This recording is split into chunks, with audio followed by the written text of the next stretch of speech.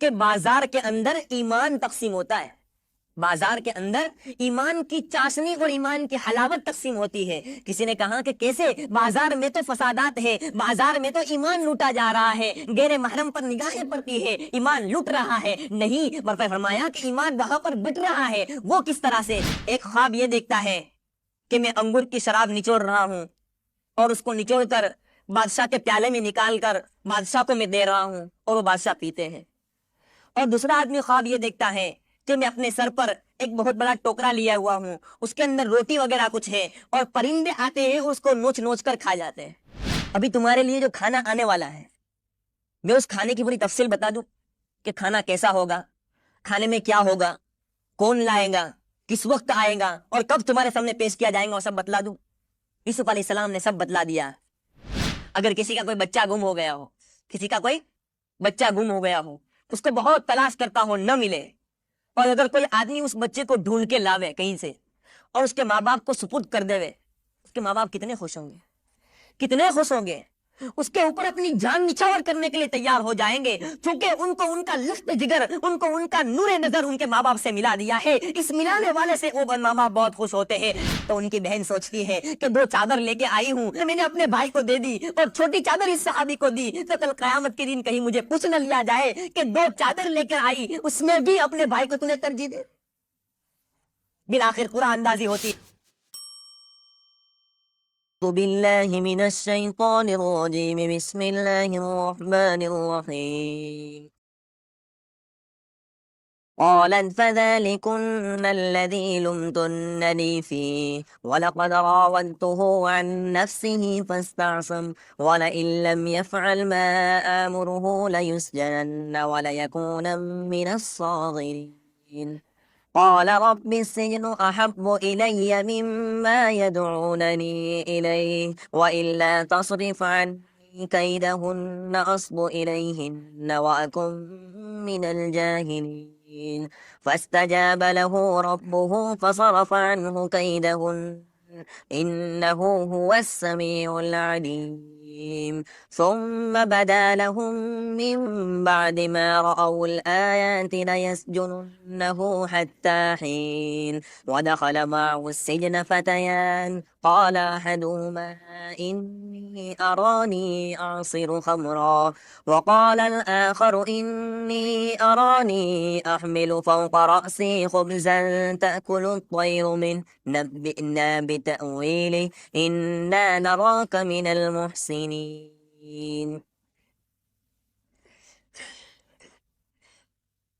زلیخا نے جب تمام عورتوں کے سامنے یوسف علیہ السلام کو پیش کیا تو تمام عورتیں یوسف علیہ السلام کو دیکھ کر دنگ رہ گئی اور کہا کہ یہ تو کوئی انسان نہیں بلکہ فرشتہ معلوم ہوتا ہے۔ تو زلیخا نے کہا کہ یہی وہ یوسف ہے جس کے بارے میں تم مجھ کو ملامت کرتی تھی، اور تم عورتوں نے تو پہلی جھلک ہی دیکھی ہے اور اس کے عشق میں پاگل ہو گئی اور اپنی انگلیاں تک کاٹ ڈالی۔ یہی وہ شخص ہے جس کے بارے میں تم مجھے ملامت کرتی تھی۔ لیکن یہ یوسف علیہ السلام میں نے ان کو بہت ورگلایا، لیکن یہ مجھ سے بچ گئے، یہ کسی طرح سے تیار نہیں ہو رہے۔ بالآخر وہ عورتیں جو تمام کی تمام تھی یوسف علیہ السلام کے پاس گئی اور یوسف علیہ السلام سے درخواست کرنے لگی کہ بھائی ان کی خواہش کو تم پورا کر دو، ان کے تم زر خرید غلام ہو، ان کا تم کہنا مارو، ورنہ یہ تمہارے ساتھ برا انجام ہوگا، یہ تمہارے ساتھ بری طرح سے پیش آئیں گی۔ لیکن یوسف علیہ السلام کسی طرح سے تیار نہیں ہو رہے، اور زلیخا کہہ رہی کہ اگر یوسف علیہ السلام تیار نہ ہوں گے تو میں ان کو جیل بھجوا کے رہوں گی۔ جب یوسف علیہ السلام کے سامنے یہ بات آئی تو یوسف علیہ السلام اللہ کے سامنے ہاتھ اٹھاتے ہیں اور کہتے ہیں قال رب السجن احب الی مما يدعوننی الیہ، کہ اے رب ذوالجلال میرے لیے جیل خانے میں جانا یہ آسان ہے، میرے کو یہ محبوب ہے، میرے کو یہ پسندیدہ ہے، برخلاف اس کے کہ یہ عورتیں جس چیز کی طرف مجھ کو دعوت دیتی ہیں۔ قال رب السجن احب الی، اے ربا میں جیل میں جانے کو پسند کرتا ہوں، اے ربا میں جیل میں جانے کو محبوب کرتا ہوں، تیری نافرمانی سے بچتے ہوئے، تیری نافرمانی کے سامنے کتنی بھی مصیبت آ جائے میرے لیے آسان۔ معصیت سے بچنے کے لیے کوئی مصیبت لاحق ہو جائے تو وہ مجھے پسند ہے، برخلاف کہ تیری میں معصیت کروں، تیرے کسی امر کو توڑوں اور تیرے کسی نہیں پر میں چلوں۔ اس لیے کہا جاتا ہے کہ جو انسان معصیت کے جب موقع آئے، کبھی کسی حسینہ پر نظر پڑ گئی اور اب موقع ہے معصیت کا، لیکن انسان جب اپنی نگاہ کو جھکاتا ہے تو اس وقت اس کو ایک کڑوا گھونٹ پینا پڑتا ہے، اور اس کڑوے گھونٹ کے اوپر خداوند قدوس نے ایمانی حلاوت کا وعدہ کیا ہے کہ جو شخص میرے راستے میں چلتے ہوئے جب کوئی تکلیف آتی ہے، کوئی معصیت کا راستہ ہوتا ہے، لیکن انسان اس پر صبر کرتا ہے، اپنی آنکھوں کو جھکا لیتا ہے، رب ذوالجلال کے حکم کی پابندی کرتا ہے، خداوند قدوس اس کو ایمانی حلاوت عطا فرماتے ہیں۔ اس لیے کسی کہنے والے نے کہا کہ بازار کے اندر ایمان تقسیم ہوتا ہے، بازار کے اندر ایمان کی چاشنی اور ایمان کی حلاوت تقسیم ہوتی ہے۔ کسی نے کہا کہ کیسے؟ بازار میں تو فسادات ہے، بازار میں تو ایمان لوٹا جا رہا ہے، غیر محرم پر نگاہیں پڑتی ہے، ایمان لوٹ رہا ہے۔ نہیں، برپا فرمایا کہ ایمان وہاں پر بٹ رہا ہے۔ وہ کس طرح سے کہ جب کسی غیر محرم پر نگاہ پڑتی ہے تیری اے نوجوان، اور جب تو وہاں پر اپنی نگاہ کو جھکاتا ہے، وہی تیرے ایمان کا راستہ بڑھنے کا شروع ہو جاتا ہے۔ علامہ سعدی رحمت اللہ علیہ اپنی کتاب میں لکھتے ہیں کہ ایک بزرگ تھے، وہ دریا کے کنارے پر بیٹھے ہوئے تھے، ان کو سخت زخم لگا تھا، اور وہ زخم کس طرح سے مندمل نہیں ہو رہا تھا، ختم نہیں ہو رہا تھا، زخم بڑا شدید تھا۔ وہ بزرگ وہاں پر بیٹھے ہوئے ہیں اور اس زخم کو دیکھ دیکھ کر ہنستے ہیں، اس زخم کو دیکھ دیکھ کر ہنستے ہیں، مسکرا رہے تھے، خوش ہو رہے تھے۔ کسی نے دیکھا تو پوچھا کہ بھائی یہ خوش ہونے کا موقع تھوڑا نا، یہ مسکرانے کا موقع تھوڑا نا، تم کو تو تکلیف ہو رہی ہے، تم کو تو زخم ہو رہا ہے، تم تو مصیبت میں مبتلا ہو۔ تو وہ اللہ والے کہنے لگے کہ میں ہنس اس لیے رہا ہوں، میں مسکرا اس لیے رہا ہوں کہ میں مصیبت میں مبتلا ہوں، کسی معصیت میں تو مبتلا نہیں ہوں، میں تکلیف میں مبتلا ہوں، اللہ تعالیٰ کی نافرمانی میں تو مبتلا نہیں ہوں۔ یہ مصیبت میں مبتلا ہونا، یہ تکلیف کا اٹھانا میرے لیے آسان ہے کسی معصیت میں اور کسی نافرمانی میں مبتلا ہونے سے۔ اسی کو یوسف علیہ السلام کہہ رہے ہیں، قال رب السجن احب الی مما یدعوننی الیہ، اے ربا میرے لیے یہ جیل خانے میں جانا یہ محبوب ہے۔ اور پھر کسی طرح سے ان کے جیل میں جانے کا بندوبست ہو جاتا ہے۔ وہاں سے عزیز مصر اپنی بیوی زلیخا کے اوپر جو الزام ہوتا ہے رفتہ رفتہ پھیلتا جاتا ہے، تو یہ مشورہ کرتے ہیں کہ بھائی یوسف علیہ السلام کو جیل میں بیچ دیا جائے، تاکہ یوسف علیہ السلام ہی نہ رہے کہ نہ اس کا چرچا رہے اور نہ میری بیوی کے اوپر بدنامی آئے۔ کسی طرح سے یوسف علیہ السلام کے جیل میں جانے کا فیصلہ ہو جاتا ہے۔ نبی کریم صلی اللہ علیہ وسلم کی ایک حدیث ہے، اس میں ذکر ہے کہ یوسف علیہ السلام نے جب پناہ مانگی عورتوں کے مکر سے، عورتوں کے فریب سے، کہا کہ میرے کو اس سے زیادہ جیل میں جانا پسند ہے۔ اگر یوسف علیہ السلام اس وقت اگر عافیت کی دعا مانگتے تو خداوند قدوس اس کے لیے کوئی اور راستہ نکالتے۔ اس لیے نبی کریم صلی اللہ علیہ وسلم نے فرمایا ہے کہ جب کسی مصیبت میں مبتلا ہو تو اس کے بدلے میں کوئی دوسری مصیبت نہ مانگے، بلکہ اللہ تعالیٰ سے عافیت مانگے۔ اللہم انا نسألک العفو والعافیہ فی الدنیا والآخرہ، اللہ تعالیٰ سے عافیت مانگے، آسانی کا راستہ مانگے۔ یہ نہ کہے کہ بھائی اس مصیبت سے اس میں مبتلا ہوتے تو اچھا ہوتا، معلوم نہیں یہ مصیبت کتنی تکلیف دہ ہونے والے والی۔ یوسف علیہ السلام نے جو اس کے بدلے میں جیل خانہ مانگا، 7 سال تک خداوند قدوس نے جیل خانے میں رکھا۔ اس کے بعد اللہ کے لیے تمام راستے نکالنا بہت آسان ہے۔ تو وہ قید خانے کا ان کا فیصلہ ہو جاتا ہے کہ بھائی ان کو قید خانے میں ڈال دیا جائے۔ بعض فیصلے کرنے والے ایسے بھی ہوتے ہیں کہ مجرموں کے جرم کو نہ دیکھے بلکہ ان کے صحیح ہونے کے باوجود بھی ان کو جیل خانے میں داخل کرتے ہیں۔ اور بعد فیصلہ کرنے والے کیسے ہوتے ہیں پتہ ہے؟ ہارون رشید کا زمانہ ہے، وہ اپنے زمانے کا بادشاہ ہے، ان کے زمانے کا جج اور فیصل امام یوسف رحمت اللہ علیہ تھے۔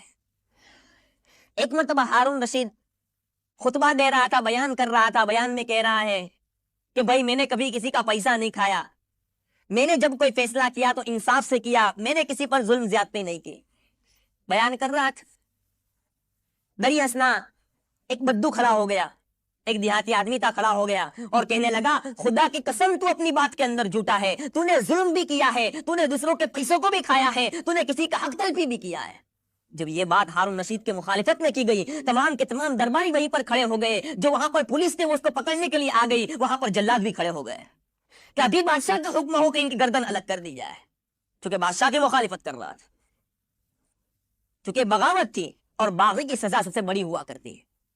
آج ہم خدا کی حکومت کو دیکھیں، پوری دنیا خدا کی حکومت ہے اور آج ہم خدا کی حکومت کے اندر خود خدا کی بغاوت کر رہے ہیں۔ اب سوچو اگر اللہ اپنے باغی سے بدلہ لے گا تو پھر کیسا ہوگا؟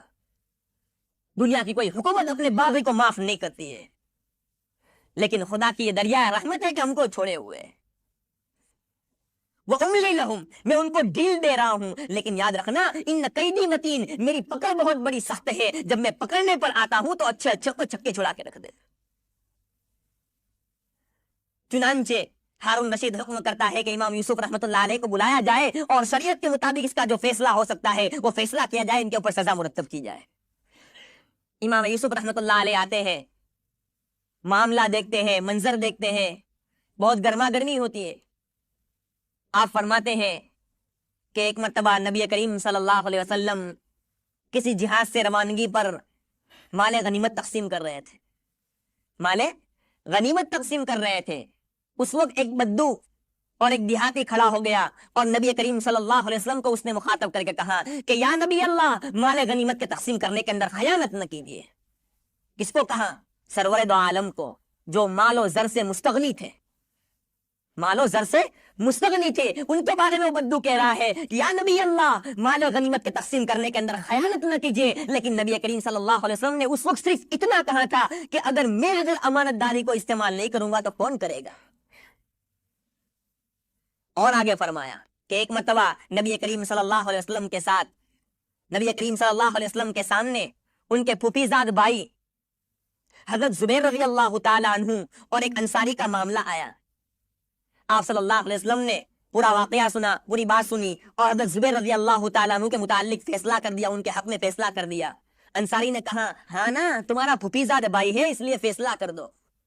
نبی کریم صلی اللہ علیہ وسلم نے کچھ نہیں کہا تھا، اس وقت خاموش رہے تھے۔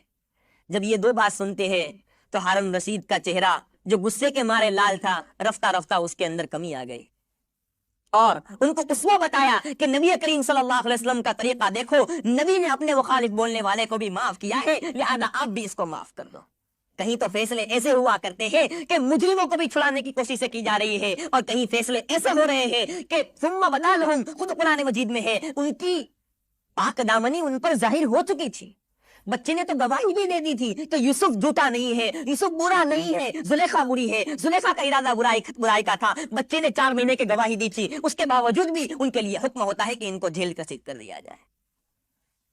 وَدَخَلَ مَعَهُ السِّجْنَ فَتَيَانِ، چنانچہ یوسف علیہ السلام کے متعلق جیل کا فیصلہ ہو جاتا ہے۔ یوسف علیہ السلام جب جیل میں داخل ہوتے ہیں، ان کے ساتھ ساتھ اور 2 آدمی بھی جیل میں داخل ہوتے ہیں۔ قال احدهما انی ارانی آصر خمرا، ان میں سے ایک تو وہ تھا جو کہ بادشاہ کو شراب نچوڑ نچوڑ کے پلایا کرتا تھا، تو ایک تو بادشاہ کا ساقی تھا اور دوسرا بادشاہ کا طباخ تھا، ان کا کھانا پکایا کرتا تھا۔ ان دونوں پر الزام یہ آیا تھا کہ ان دونوں نے بادشاہ کے کھانے اور پینے میں زہر ملانے کی کوشش کی تھی۔ اس کے صبح کی بنا پر ان دونوں کو جیل میں داخل کیا جاتا ہے کہ جب تک تحقیق نہ ہو جائے ان کو جیل میں داخل کر دیا جائے۔ چنانچہ وہ دونوں کے دونوں یوسف علیہ السلام کے ساتھ جیل میں داخل ہوتے ہیں۔ وَدَخَلَ مَعَهُ السِّجْنَ فَتَيَانِ، جب یہ دونوں جیل میں داخل ہو جاتے ہیں، یوسف علیہ السلام بھی جب جیل میں داخل ہو جاتے، یوسف علیہ السلام کے حسن و جمال کو دیکھ کر اور یوسف علیہ السلام کی پاکی تو سب کے سامنے ظاہر ہو گئی تھی، جس کی بنا پر جیل کھانے کا جو افسر تھا اس نے یوسف علیہ السلام پر کوئی سختی نہیں کی، بلکہ ان کے لیے بہت آزادی کر دی تھی۔ پھر آخر میں وہ افسر بہت دنوں کے بعد ایک مرتبہ کہتا ہے کہ یوسف علیہ السلام آپ سے ہم کو بہت محبت ہے۔ وہ اور قید خانے والے کہنے لگے، یوسف علیہ السلام نے کہا بھائی مجھ سے محبت مت کرو۔ یوسف علیہ السلام نے کہا بھائی مجھ سے محبت نہ کرو، جب بھی کسی نے مجھ سے محبت کی تکلیف میں پڑا ہوں۔ جب چھوٹا تھا، بچہ تھا، میری خالہ نے مجھ سے محبت کی، 1 سال کے لیے مجھ کو واپس رکھ لیا اپنے پاس، میرے اوپر چوری کا الزام لگایا۔ جب تھوڑا بڑا ہوا، باپ نے مجھ سے محبت کی، بھائیوں نے مجھ کو اپنے باپ سے جدا کر دیا اور کنویں میں ڈال دیا۔ جب زلیخا نے مجھ سے محبت کی، مصیبت مجھ پہ آئی کہ مجھے جیل میں آنا پڑا۔ اب مجھ سے محبت مت کرو، اب کوئی تکلیف آ جائے گی میرے اوپر۔ یوسف علیہ السلام کہہ رہے بھائی رہوا دیو، اگری پڑی وہ۔ چنانچہ ایک موقع آتا ہے کہ وہ جو دونوں ساتھی ان کے ساتھ یوسف علیہ السلام کے ساتھ جیل خانے میں داخل ہوئے تھے، ان میں سے دونوں خواب دیکھتے ہیں۔ ایک خواب یہ دیکھتا ہے کہ میں انگور کی شراب نچوڑ رہا ہوں اور اس کو نچوڑ کر بادشاہ کے پیالے میں نکال کر بادشاہ کو میں دے رہا ہوں اور وہ بادشاہ پیتے ہیں۔ اور دوسرا آدمی خواب یہ دیکھتا ہے کہ میں اپنے سر پر ایک بہت بڑا ٹوکرا لیا ہوا ہوں، اس کے اندر روٹی وغیرہ کچھ ہے اور پرندے آتے ہیں اس کو نوچ نوچ کر کھا جاتے ہیں۔ نبئنا بتأویلی انا نراک من المحسنین، آپ ہم کو اس کی تعویل بتائیے، آپ ہم کو اس کی تعبیر بتائے، اس خواب کا مطلب کیا ہے؟ ہم تو آپ کو احسان کرنے والے میں سے دیکھتے ہیں، ہم تو آپ کو بہت نیک اور بزرگ سمجھتے ہیں، آپ ہم کو اس کی تعبیر بتا دیجیے۔ آپ نے اولاً ان کے سامنے ایک معجزہ اپنا دکھلایا کہ دیکھو ابھی تمہارے لیے جو کھانا آنے والا ہے، میں اس کھانے کی پوری تفصیل بتا دوں کہ کھانا کیسا ہوگا، کھانے میں کیا ہوگا، کون لائے گا، کس وقت آئے گا اور کب تمہارے سامنے پیش کیا جائے گا، وہ سب بتلا دوں۔